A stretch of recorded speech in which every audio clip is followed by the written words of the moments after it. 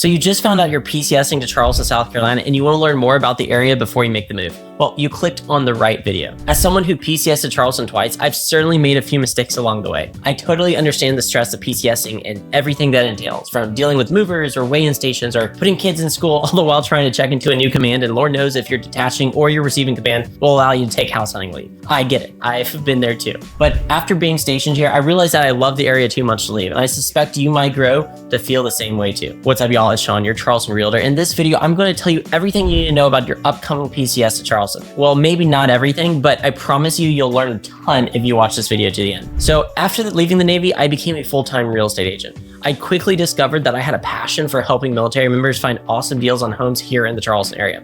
I'm on track to finish 2024 as a #1 individual real estate agent here in Charleston, and I've had the privilege of serving 80 military families in a real estate transaction in 2024 alone. Your VA loan is, without fail, the best loan product in the United States, and I can help you utilize it to its highest potential. My contact information is always in the description down below, and I would love to help you out. Send me an email, and I'll also send you a PCS guide that will have even more information that I don't explicitly talk about during this video. Speaking of this video, I really want to keep things organized because I could go down a rabbit hole and talk about some random road that has bad traffic and waste your time. So I'll first talk about what Charleston is, the cost of living, and where the military bases are relative to everything else. Charleston is a whole different beast compared to where you may have been stationed before. So I'll talk about some things to expect that are unique to the Low Country. And keep in mind that Charleston is not just Charleston, but a whole bunch of other towns. In fact, I would give you a 90% chance that you'll actually be living in a city that is not Charleston. So we'll cover the different cities in the metro.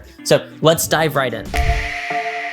For those of you who don't know or you haven't Googled it yet, Charleston is located almost directly in the middle of South Carolina's Atlantic coastline. It's a peninsula that has 4 large rivers that separate the land geographically into other smaller areas. As a rule of thumb, the closer you live to the coast, the more expensive housing is going to be. This is because home and rental inventory is limited, coupled with being in close proximity to historic Charleston as well as the beaches. The further you move away from the coast, the more affordable your housing or rent costs will be. It should be noted that Charleston has a higher cost of living than the national average. The cost of living indexes are based on a United States average of 100. A number below 100 means the city's cost of living is cheaper than the US average, whereas the cost of living index above 100 means that it's more expensive. Overall, Charleston's cost of living index is about 111.5 in 2024. Grocery prices tend to be a little bit more expensive than the United States average, but we have lower gas prices, which help offset these costs. Rent prices are 13% higher than the national average. However, our median home price is sitting just around the national average at $405,000. A great benefit to living in South Carolina is that primary homeowners have some of the lowest property taxes in the entire country. It's not uncommon to pay only $2,000 or $2,500 in property taxes on a home valued at $400,000, which is a far cry from other states that I know. And while South Carolina does have a state income tax, you likely won't even have to pay it as a service member because your home of record is somewhere else, hopefully in like Florida or Texas where you don't have income tax. But luckily there are affordable cities just outside of Charleston that make it easy to afford to live here on BAH alone. Most of the major military bases are located in these cities. So let's chat a little bit more about them to give you a better idea of what to expect when you get here. First, we have Joint Base Charleston. In 2010, the Air Force merged with the Navy as part of the 2005 Base Realignment and Closure Initiative, and this is where things get a little confusing. Charleston Air Force Base in North Charleston merged with the Naval Weapons Station in Goose Creek to create Joint Base Charleston. They're both Joint Base Charleston, but they're distinct. Both of these bases are massive, but they are not actually contiguous. Unlike other joint bases, they do not connect with each other, so I really don't like saying Joint Base Charleston. Instead, I usually refer to these major bases as the Air Force Base or the Naval Weapons Station, or just the Weapons Station. These bases are literally a 25-minute drive from each other and could be longer with traffic. I had a former client who I helped sell their home. They were a Navy couple who are going to be stationed here for almost 5 years. It was heartbreaking to see their situation because the realtor who helped them buy this home did not understand the distinction between the two bases. They bought a home thinking they were 20 minutes away from, Joint Base Charleston because that's where they were going to be working, but it was actually the Naval Weapons Station, when in fact they were actually an hour away. They had to sell their home in order to make the service members' commute more manageable. Sorry for being the dead horse, but the distinction between these two bases is so important. The Air Force Base is located in North Charleston, just next to the airport, whereas the Naval Weapons Station is located just outside of Goose Creek. Fun fact, Charleston's Naval Weapons Station is actually the largest of the 3 naval weapons stations on the entire East Coast and is bigger than the city of Goose Creek. If you are a Coastie, then the Coast Guard base is in North Charleston near the former Navy base. There's also a Coast Guard station located near the entrance of the Charleston Harbor in downtown Charleston. So if you end up working at this Coast Guard station, it might be worth moving to a city closer to the peninsula like Mount Pleasant or the Charleston suburb of West Ashley. Now that we know more about Charleston's location and where these bases are, let's talk about some of the challenges that come with living here. The first and most obvious one is the hot and humid climate. If you've lived in the South before, then you already know how hot the weather can get, but if you haven't, then it's going to be an adjustment for you. Oh, and as they say, it's not the heat that kills, it's the humidity. The silver lining here is that for most of the year, the weather in Charleston is very temperate. Take a look at the picture of weather averages. The hottest months are from what you would expect in mid-June to mid-September. From mid-September through November, temperatures are normally in the 60s and 70s, with lows dropping into the 50s. And the coldest months are December through February, with temperatures in the 50s and 60s, but the lows can get into the 30s and 40s. It rarely snows in Charleston, so if you're a person who hates cold weather, then this is a great place to end up. I will warn you, for all you Northerners, all you need is to be in Charleston for about 6 months, and then you'll become an absolute baby when it comes to the cold. I say the 40-degree mark is when people stop going outside.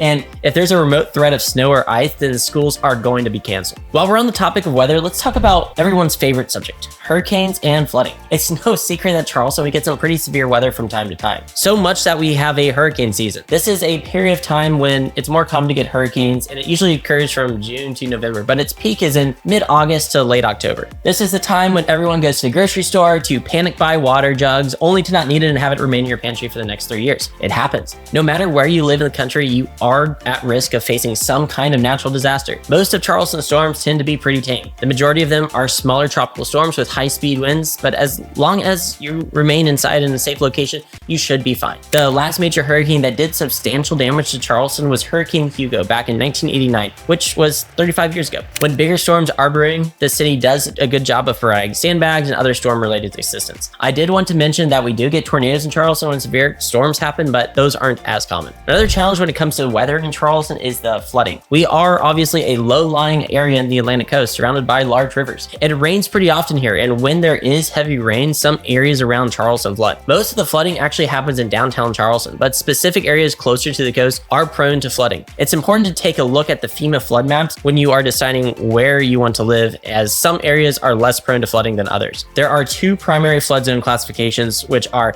Flood Zone AE and Flood Zone X. In areas that are classified as Flood Zone X, you don't need flood insurance, but in Flood Zone AE, you will. While flooding sounds scary, the majority of the time it's a non-issue. They aren't like massive floods you see on the news. Those do happen, but they're really rare. Most flood events are mild inconveniences, like shutting down streets and having to find alternative routes. Most of the flooding clears out within hours, and it's usually, back to life as usual. And also, to be frank, as a service member, you probably are going to be living in North Charleston or Berkeley or Dorchester County, and flooding is hardly ever a concern in these areas. It's really just downtown Charleston. Shifting gears a bit, let's talk about the next adjustment that can be difficult for people to get used to, and that's the bugs. Because humidity and warmer temperatures, bugs like mosquitoes and no-see-ums run rampant from April to October. No-see-ums, which are pretty much gnats, are worse than mosquitoes in my opinion because they're so small, their bite hurts as much as a mosquito and lingers for longer actually. We have an insect called the palmetto bug, which is basically a cockroach. They can get pretty large, but they're nowhere near the size of a German cockroach. Now, if you love the outdoors but you hate the bugs, then you'll be happy to know that screened-in porches are a commonplace in Charleston and most of the homes here. The final challenge I want to talk about is going to be the traffic. Charleston has grown a lot in the past couple of decades, and it's not going to slow down anytime soon. With this growth comes growing pains, and the city is working on expanding road infrastructure to help alleviate traffic. But this takes time and money, so it probably won't be a few years before anything gets substantially better. The silver lining here is that traffic is usually only really bad during rush hours, and even when it is bad, it's still not as slow as bigger cities like Atlanta or Los Angeles. And to be honest, as a service member, you're usually going in before that common 8 o'clock rush hour. I'll tell you, I was always at work at like 6 a.m. So If you're PCSing from a major metropolitan area, you'll find that traffic is not as bad as some of the larger cities. However, keep in mind that the Charleston Metro is the 71st largest in the United States, but it has the 44th longest commute time on average. The traffic is usually constantly moving, and when it's not rush hour, you can get around the metro pretty quickly. If commuting or being stuck in traffic bothers you, my advice would be able to find an area where you won't have to drive long. Not all areas are created equal. I know most of the traffic patterns in the city and can definitely advise you on a subject, like avoid this road or go to this road, or you want to live in this area, not this area because of traffic. In the past, I've advised clients not to consider an entire area just because of traffic patterns. Also, as an aside, Charleston does have a public transit system consisting of buses, but those are not very practical for any service members, so you'll likely never use it. To be honest, I think the public transit system is just a place to waste tax dollars, but I digress.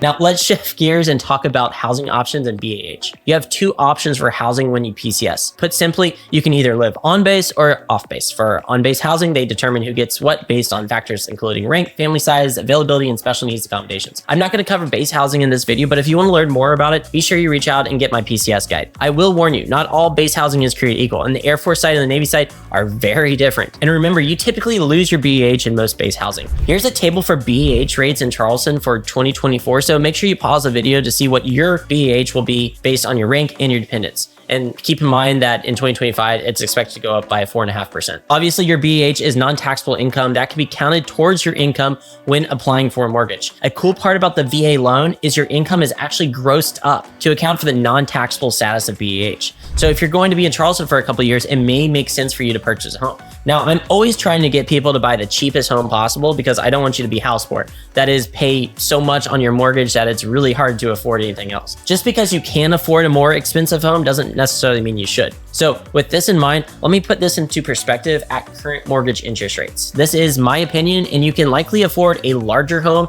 if your DTI is low, that is debt to income ratio, but I want you to be comfortable. So if you're an 01 or 02 who's PCSing here, you would be able to comfortably afford a $375,000 house at current BAH pay and interest rates. If you are an E6 with dependents, you could probably bump that to $400,000 and still be comfortable. And if you're an E7 with dependents or an 03 with or without dependents, you'd probably be able to afford a $500,000 house. This is an incredible opportunity to build your personal wealth, even if you're only going to be in Charleston for a few years. To get orders, you can sell or rent out your home, and it'll continue to build wealth for years to come. I've made videos on house hacking and renting and the future of real estate in Charleston. So if you're curious about what real estate is going to look like in the future, and if buying here would be a good investment, I'll leave links in the description down below. Now let's talk about the nitty-gritty real estate details so I can kind of point you when you're doom scrolling on Zillow. You've probably been wondering which cities around Charleston have the best housing compared to others, and here are my recommendations. Number 5 on my list is actually the second most affordable city, and it's North Charleston. As the name suggests, it's located just north of downtown Charleston, a 10 to 15 minute drive maybe. For home prices here, the median sales price of a single family detached home is $353,000, and the average sales price is $360,000. For townhomes or condos, the median sales price is $270,000, and the average sales price is $315,000 as of October 2024. There are a lot of great restaurants, bars, and 2 breweries in North Charleston. One con of this city is that the neighborhoods vary a lot from one to the next, and there has a higher crime rates than the national average. This is getting better though. The North Charleston Police Department reported a 14% decrease in violent crime in September of this year compared to where we were in 2023. The city has also undergone some significant revitalization in key areas like Park Circle, so it's slowly been improving, and I think will only get better with time.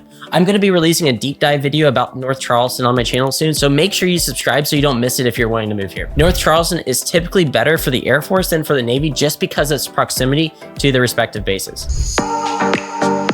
Number 4 on my list is Latson, which is the most affordable area on our list. This is a unique area in Charleston because it's actually not a city or even a town. It's called a CDP, or Census Designated Place, which means that there's no town council or police department. It's just 7 square miles of unincorporated countryside. Latson is about 30 minutes north of downtown Charleston and sandwiched in between Goose Creek, Somerville, and North Charleston. It has a more rural feel to it, and it has some great amenities like the Exchange Park that hosts the South Carolina Fair. The median average sales prices for the homes here are nearly the same. The listing price for a single family detached home was $338,000 and the median price was $340,000 in October of 2024, according to Realtor.com. The median sales price for a townhome or condo is $275,000, according to Redfin. And keep in mind though that your newer homes are going to skew those prices upwards, and your older, brick ranch homes in College Park are going to skew those numbers downwards. Now, number 3 on my list is Somerville. This city has been exploding in popularity for the last few years, and it's easy to see why. There's a lot of land development with some awesome amenities being added to the area, so it's only going to get bigger and better. I do want to emphasize a couple things here. This is so important. First, if you're looking at a home in Somerville, it's actually probably not in Somerville at all, but instead unincorporated Dorchester or Berkeley County. This is vitally important. I promise you, it's vitally important when it comes to taxes and school districts, and it's something I will discuss with you in depth when you reach out to me. While it's larger in terms of land size, the city itself still maintains a smaller local feel. It's actually the birthplace of sweet tea, and they hold a festival here to celebrate it. They also have a large flower festival that everyone in the metro goes to. It's pretty cool. There are a lot of cool things happening in Somerville. The Dorchester District 2 district has some of the best schools in the metro. The only reason that Somerville is number 3 on my list is because it's a little further away than the other cities, so you're gonna have to deal with more commuting and more traffic if you were to live here compared to the others. However, this can vary wildly depending on what part of Somerville you decide to live in. For single-family detached homes, the median sales price was $384,000 and the average sales price was $453,000. For townhomes and condos, the median sales price was $273,000 and the average sales price was $253,000 as of October 2024. But keep in mind that data is only from the city of Somerville, the town of Somerville. It's not actually incorporating the unincorporated areas of Dorchester or Berkeley County, which have most of the population. Now, number 2 on my list is Hanahan, and it's a small town that has a more rural feel to it. If you enjoy a more laid-back lifestyle, this is the perfect spot for you. It's a bit east of major roads and tucked into its own little green area, so most people will never go to Hanahan unless they're intentionally trying to go to Hanahan. This is why the people who live here love it so much. It's also really close to the Goose Creek Reservoir and the Cooper River, so it makes outdoor sports and activities easy to do. The reason it's number 2 on my list is because it has a great centralized location. It's just to the south of Goose Creek and just to the north of North Charleston. So no matter which base you're traveling to, you're going to be close to them all. You're also right next to Park Circle, which is one of the most popular spots in all of Charleston outside of Charleston itself. For a single family detached home, the median sales price was $439,000 and the average sales price is $456,000. For townhomes and condos, the median sales price was $252,000. For condos and townhomes, the median and average sales price was around $250,000.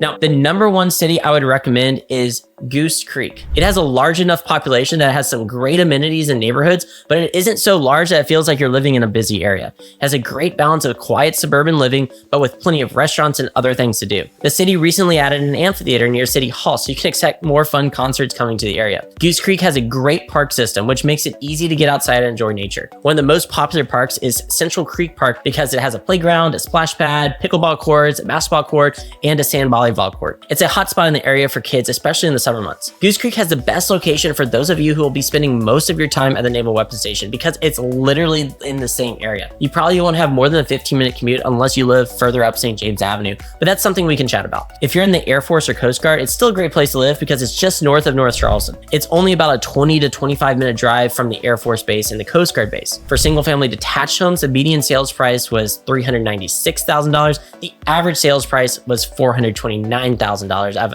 October 2024. For townhomes and condos, the median sales price was nearly $300,000 and the average sales price was $290,000, again, as of October 2024. You can find a variety of homes in Goose Creek that are larger and more affordable. It's one of the best bang for your buck towns in the entire metro. I can't recommend it enough. Now that we've covered the towns, let's briefly talk about the schools here in Charleston. There are a variety of school options for your kids, including public schools, private schools, and magnet charter schools. Charleston County is recognized for having some of the highest rated public schools with proficiency scores that rate higher than state averages. And then the DD2 school district has some incredible schools as well, but you do pay a premium to live in Dorchester County. Again, it's one of those tax implications that we need to talk about. I'm not going to cover all these school districts in this video, but I will leave you with 2 resources that are great at updating school rankings annually. Those are niche.com and greatschools.org. Just make sure you update the zip code and do your research so you can find the right school for you. for your kids. Now, I wanted to briefly talk about how PCSing is going to be different depending on which branch of the military that you're in. Most of the airmen, you're going to be spending the majority of your time at the Air Force Base, obviously on the Air Force side of Joint Base Charleston. This part of base focuses on air mobility and hosts the 437th and the 315th Airlift Wings, which operate the C-17 aircraft for global transport missions.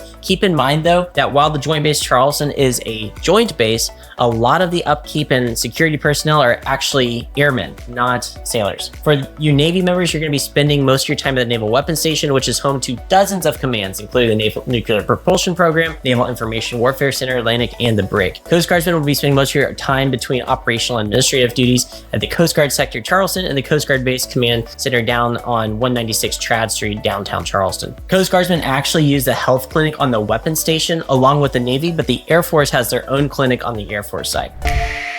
Now, shifting gears a little bit, let's talk about some fun things to do while you're stationed here in Charleston. You're moving to friggin' Charleston, South Carolina, which is one of the most popular cities in the entire United States, and you get to live here. The Navy and Coastie folks may shrug at this, but you airmen will be excited to learn that 3 of the most popular beaches in South Carolina are in Charleston. That's Isle of Palms, Sullivan's Island, and Folly Beach. Now, while they do get crowded during tourist seasons, there's nothing better than getting into the ocean on a hot summer day. I would consider Sullivan's Island to be more of a locals beach and Isle of Palms to be more of a touristy beach. I am told that Folly Beach is the best beach for surfers, but also might be the furthest one away for most people in the metro unless you live in West Ashley or Charleston itself. One benefit to Isle of Palms is that it has sand volleyball courts and has games going on regularly. Because we're surrounded by so much water, it makes hobbies like boating and fishing and kayaking very doable. With both saltwater and freshwater, you can catch a variety of fish and even hook some monster-sized ones if you get into the oceans. If you love sports, then there's a great sports scene here in Charleston, especially for a smaller size city like ours. There are a ton of highly rated golf courses to try out, and some have even hosted like PGA Tour events. If you love tennis or pickleball, there are tons of courts scattered across the metro.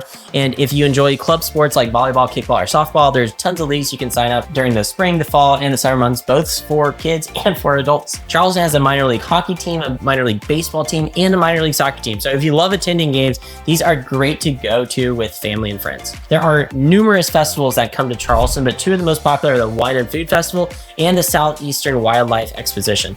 Some honorable mentions include the Flower Festival and the Greek Festival. Earlier, I mentioned that Charleston has some incredible food options, and it was actually included in the 10 top US cities for food and drinks. There are so many incredible places to eat in Charleston. It would take years to try them all. But the best part is that even the most popular restaurants are located in cities like Somerville and Mount Pleasant. So you can get great food anywhere you go. You don't have to go to downtown Charleston for the food scene here. If you love history, then you will love Charleston. It's home to one of the largest historic districts in the country with massive historic mansions and tours exploring our nation's history. I mean, Charleston is one of the oldest cities in the country. It's also where the freaking American Civil War started. History abounds here. There are a few popular plantations to visit to do tours that are fun for families and friends. Boone Hall Plantation is a must-see and is known for a variety of holiday events. Magnolia Plantation, in between West Ashton and Somerville, is one of the coolest places to explore in my opinion. They do tours around the ground so you can learn more about how the plantation was involved in historic wars and what life was like back in the day. And if you're like my wife, you'll just get an annual pass to Magnolia as well. There are a ton of cool historic forts to explore that played vital roles in our nation's history, from the Revolutionary War to the Civil War